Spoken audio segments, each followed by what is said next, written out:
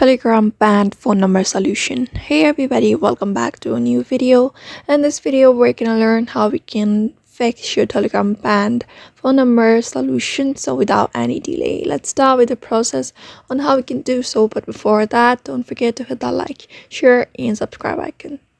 So if you want to recover your banned Telegram phone number, first of all, you should know why your account was banned, like why your numbers were banned, like what you did in order to have your number banned. Like if you didn't accept the terms and conditions, if you violated any of the rules of the Telegram, that may be one of the reasons why your Telegram is banned.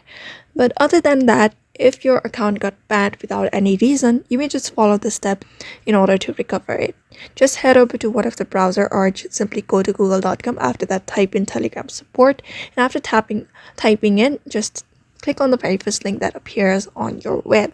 After going there, you just need to describe your issue and try convincing the Telegram support center to help you recover your account, like how your account got banned without you violating any of the rules of the Telegram. It just got banned. Just describe your problem. After that, enter your email address and your phone number, and then tap on submit.